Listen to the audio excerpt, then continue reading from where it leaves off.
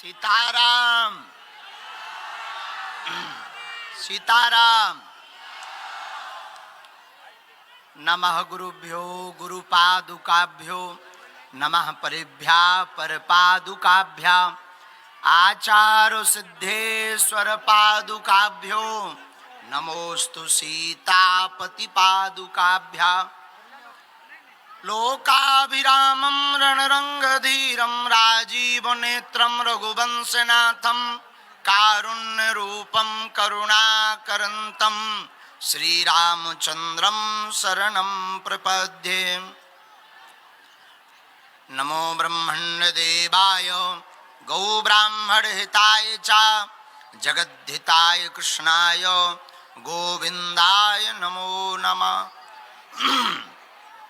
विप्रप्रसादात् धरणीधरोऽहं विप्रप्रसादात् कमलाबरोऽहं विप्रप्रसादात् अजताजतोऽहं विप्रप्रसादात् मम राम नाम। अश्वत्थामा बलिर्व्यासो हनुमानश्च विभीषणः कृपः परशुरामश्च सप्तैते चिरजीवनः।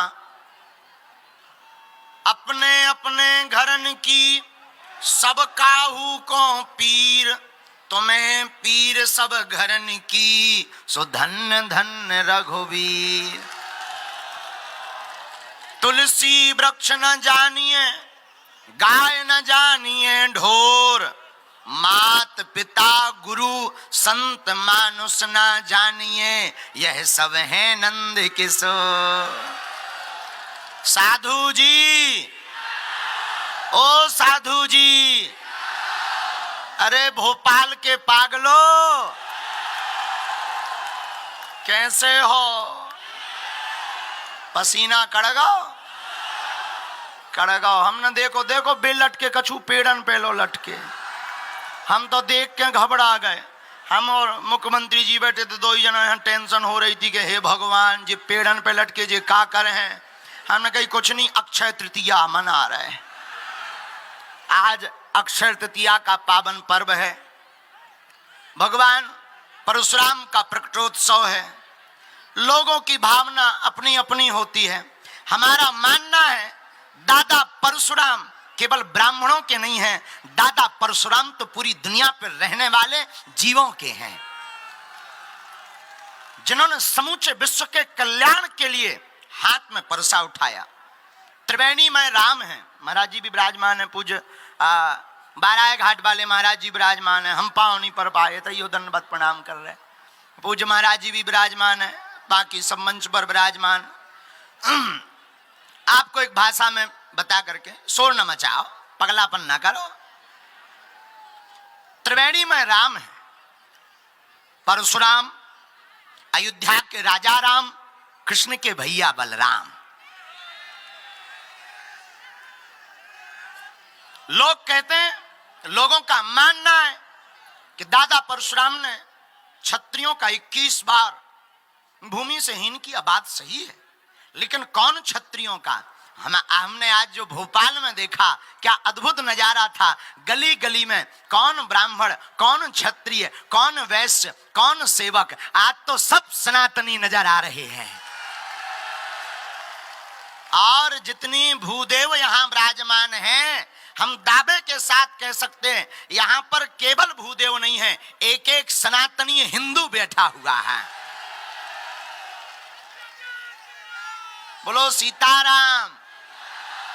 साधु जी, दादा परशुराम क्षत्रियों को 21 बार पृथ्वी से विहीन करते। कई लोगों के मन में मतभेद रहते, वो कहते हैं ऐसा कैसे हो सकता, फिर क्षत्रिय कहां से आए।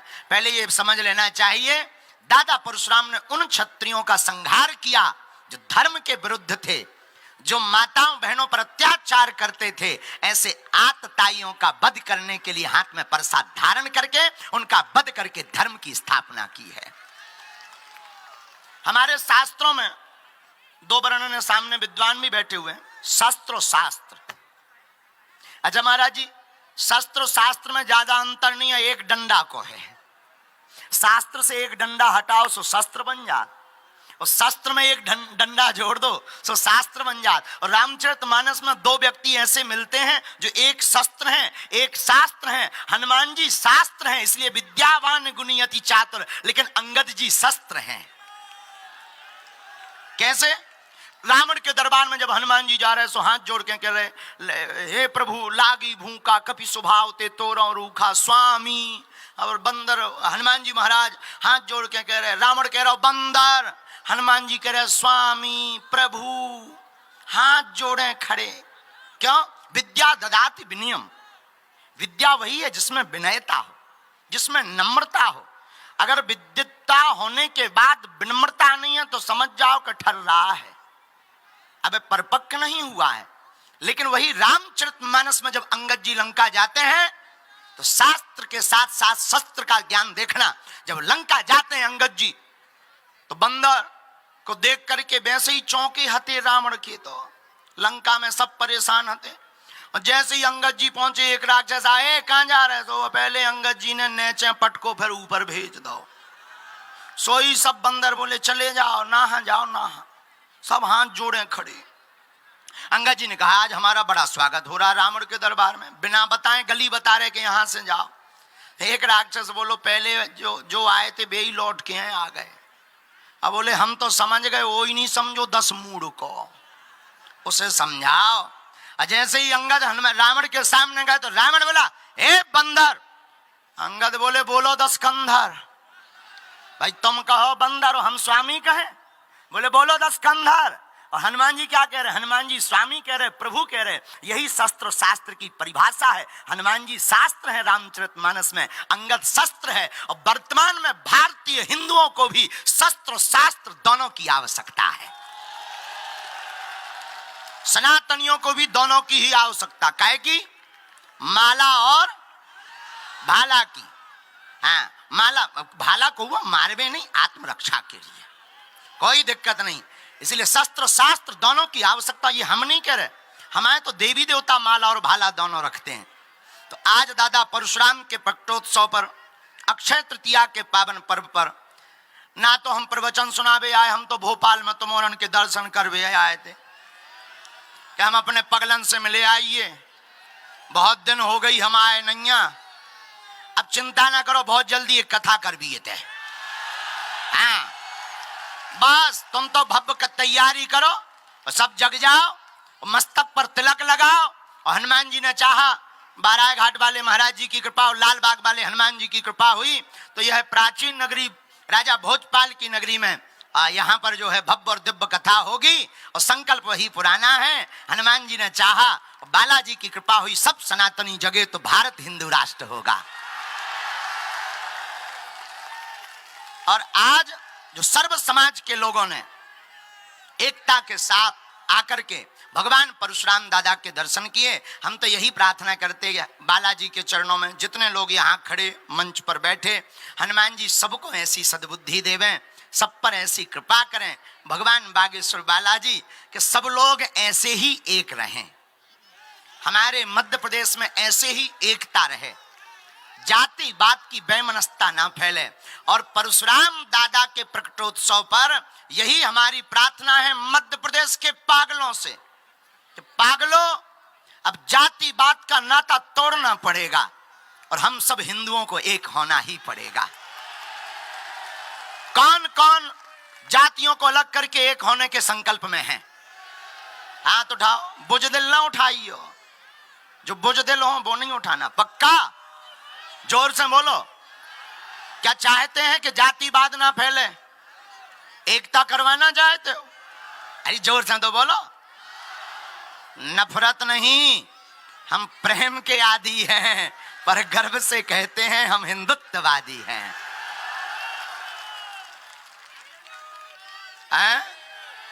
बागेश्वर धाम की, संत समाज की, भूदेव ब्राह्मणों की, सब संतन की, अपने अपने मताई बाप की, श्री सीताराम नाम भगवान की, बागेश्वर बालाजी की, भोपाल के पागलों की। तो आज जय जय जय जय एक चर्चा और। जय हो जय हो। और सुना है, जल्दी तो नहीं है तुम्हें? हमें जो डर लग रहा हो कि सब जने आगे ही न आ जाएं, तो हम बिल्कुल ही पीछे हो जाएं। और कोई हमें डर नहीं, हमें तुम्हारा डर है। बस बस बस बस बस। सन्मुख यत्र तत्र। हम भगवान परशुराम से एक बात और सीख सकते हैं। पूछो क्या? दादा परशुराम कब गए रामचरितमानस में? जब माता जानकी जी और रघुनाथ जी की बरमाला डल गई। तो अब उसी समय राजाओं ने मन में सोचा कि बरमाला तो डल ही गई, बोले अबे भी उपाय है। बोले क्या उपाय है? बोले चलो हल्ला मचाओ। तो कोई बोलो एक काम करो, छुड़ा लो जानकी जी। कोई बोलो इन दोनों राजकुमारों को बंदी बना लो। अच्छा, कई लोग ऐसे होते हैं जो हल्ला ही मचाते, करते कुछ है ही नहीं।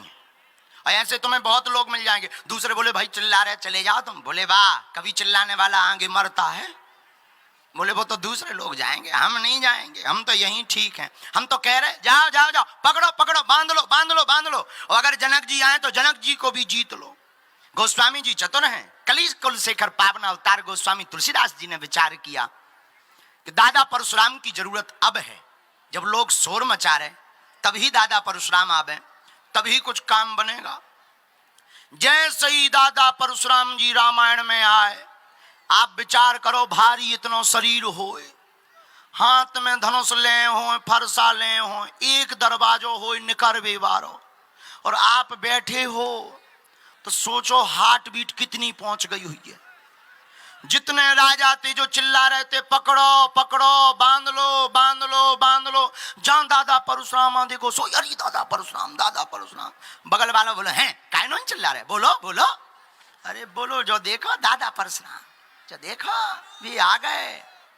और जहां दादा परशुराम की निगाह जावे, अब कौन प्रणाम करे? किसी ने सोचा आगे गए, किसी ने कह दिया ये नहीं धनुष ना तोड़ो, तो इनको फरसा चल गो तो को बचावे बारो। तो राजा भी बड़े चतुर, जो जहां थे वहीं से दंडवत प्रणाम करने लगे। दंडवत लगे प्रणाम करने, अपना नाम बाप का नाम लें, और जिनकी तरफ परशुराम जी गौर से देखने हुए लगे, हमारी आयु के दिन पूरे हो गए, अब नहीं बचने आ, ऐसा विचार करें। लेकिन दादा परशुराम ने जहां रघुनाथ जी की तरफ देखा तो जो आवेश भरा था, राम जी की मूर्ति को निहारते ही उनका आवेश शांत हो गया। हम आपसे भी यही कहना चाहते, जिंदगी में जब कौतूहल ज्यादा मचने लगे, शोर शराबा बहुत होने लगे, तब दादा परशुराम के चरित्र को पढ़ लेना। आपकी जिंदगी में दादा परशुराम के चरित्र से शांति अवश्य आ जाएगी।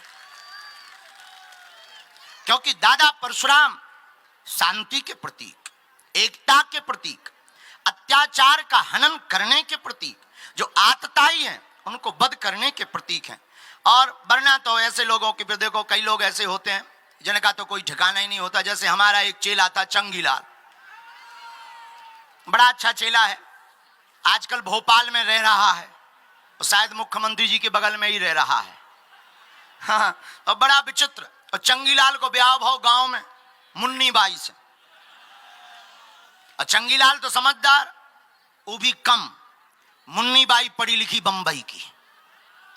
अब कई बार हम समझाते कुछ हैं, व्यक्ति समझता कैसा, जरा ये बात समझ लेना, फिर बात पूरी करके हम भी बैठ जाए भी। तो बेचारा चंगीलाल जो है एक बार अपनी ससुराल गया मुन्नी बाई को लेने के लिए।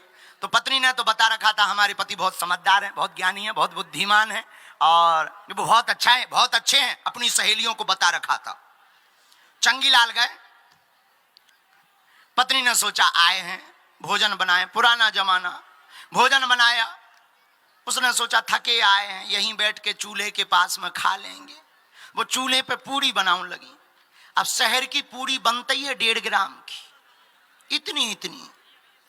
चंगीलाल ने सोचा भूख ज्यादा लगी, पूरी इतनी सी है, को समय बर्बाद करे, सो सीधी पूरी पूरी ले बे, तोड़े ना, और सीधी साग धरे और एक ही बेर में सटका जाए। तो जो पत्नी की सहेलियां थी वो बड़ी हंसे, तुम तो कहती थी जीजा जी बड़े समझदार हैं, ज्यादा ही समझदार हैं जीजा जी तो। अब पत्नी लोगों को बताओ तो हमारी नाक कटवा दी, इन्हें शर्म न आई। तो पत्नी ने इशारा किया कि एक की दो तो करत जाओ, खा ही रहे तो तीन नहीं कर रहे तो दो तो करत जाओ एक की। पति यहाँ लगो चंगी लाल हाँ के पत्नी कह रही ज्यादा थके आए एक कह दो दो खाओ। उन्हें भी एक नेचे पूरी पे ऊपर साग फिर ऊपर से पूरी पिज्जा बना दो, अब लगो खावे। पत्नी बोली जय हो, करम लगी ठोक भी से अच्छे तो पहले ही ठीक थे। अब सहेलियां एन हंसे। अब पति ने देखो कि करम ठोक रही, लगत है पूजा की पूड़ियां है, सो पत्नी जो कह रही है सारन में के पांव पर जाओ। अब चंगी लाल एक पूड़ी नेचे फिर सब्जी फिर ऊपर पूड़ी फिर मूड से लगावे फिर खाए जय माता फिर खावे। अब पत्नी को दिमाग खराब, सो पत्नी ने बढ़िया लकड़ी लाई, चूल्हा का जमाना पुराना, उसने चूल्हे की तरफ कहा अरे चूल्हे जैसो पहले बरत तो आगी के लगे वैसे ही बरत रहा तो अब तो और नाक कटवा रहे। हमारी इस कथा का कहने का आशय सिर्फ इतना है कि हम समझाना कुछ और चाहते हैं, समझते कुछ और हैं। दादा परशुराम ने क्षत्रियों को विहीन नहीं किया, दादा परशुराम ने आतताइयों को 21 बार विहीन किया है और ये बताना चाहा कि हम किसी एक जाति के नहीं हैं, हमारे लिए तो सभी जातियां समान हैं।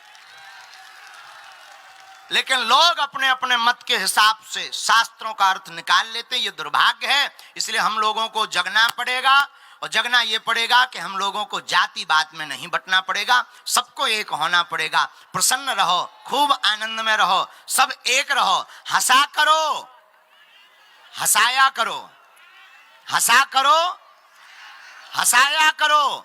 बागेश्वर धाम अपने बाप का घर है, आया जाया करो। खूब बढ़िया मौज से रहो, जो राम के नहीं उनकी ठटरी का, और सबको खूब आशीर्वाद। जितने लोग यहाँ खड़े, हम महाराज जी के चरणन में प्रार्थना करके बालाजी के चरणों में प्रार्थना करते, सबकी अर्जी स्वीकार हो जावे, सब पर कृपा हो जावे। जितने जे पगला युवा खड़े पसीना बहाओ, 1.5 लीटर पानी बहा गाओ, जाओ तुम लोगन पे भी कृपा बनी है। अच्छा दे तो दइए जो चश्मा जो आगे को लोगों, नहीं तो फेंक के मार दे है, इसका कोई ठिकाना नहीं है। डाल ले जेब में, जेब में डर गो। अरे ऐसे कैसे लगाओ, काय में गुंडा हो? अरे भैया मुझे बाबा को बाबा रान दो, अबे कुल्ले जिंदगी है, पराए घरे जाने बेटा मोए अबे ना था। बाकी जितने विद्वान हैं सबको श्री सीताराम। शस्त्र और शास्त्र के सूत्र के साथ साथ अंतिम एक सूत्र कह के वाणी ब्राह्म। आप भी बैठे हैं, जो शेष है वही विशेष है, जो शेष है वही विशेष है। जितना जीवन शेष बचा है उसी को भगवान के चरणों में विशेष बनाओ, यही जिंदगी का सार है, बाकी सब बेकार है। तो जो जीवन शेष बचा है उसी को विशेष बनाने का प्रयत्न करो, मुस्कुराया करो। टेंशनें तो लगी रहेंगी, कान भरने वालों के चक्कर में मत पड़ा करो।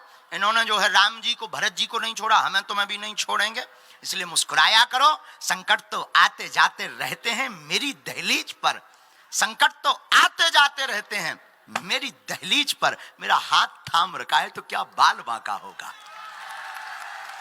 तो खूब मुस्कुराते हुए दोनों हाथ उठा के बागेश्वर धाम की, दादा परशुराम की, 12 घाट वाले महाराज जी की, अक्षय तृतीया के पावन पर्व की, भोपाल नगर की, यहाँ के पागलों की, मंच पर विराजमान सभी अतिथियों की, उनके परिवारजनों की, सन्मुख विराजमान भूदेव ब्राह्मणों की, आचार्य चरण की, अपने अपने मताई बाप की, अपने अपने गुरु महाराज की, सभी आचार्य चरणों को प्रणाम करते हुए पूज्य महाराज जी को प्रणाम। और मंच पर विराजमान मध्य प्रदेश के मुख्यमंत्री प्रदेश अध्यक्ष पचौरी जी, वहाँ शर्मा जी, यहाँ की महापौर जी, सबको खूब खूब मंगलाशीष आशीर्वाद। भगवान बालाजी की कृपा से सबको सद्बुद्धि बनी रहे और भगवत चरणों में खूब प्रीति बनी रहे, यही मंगल कामना करते हुए अब हम जो है जय भी मोए बागेश्वर धाम पहुंचे। हाँ, ये हमारे आलोक शर्मा जी कह रहे गुरु जी तारीख दे दो भोपाल की, कर दे भी जल्दी घोषणा, चिंता मत। आलोक ही खा हम परेशान कर भी, तुम टेंशन ना लो, ये नहीं की जेब को खर्चा करवा भी।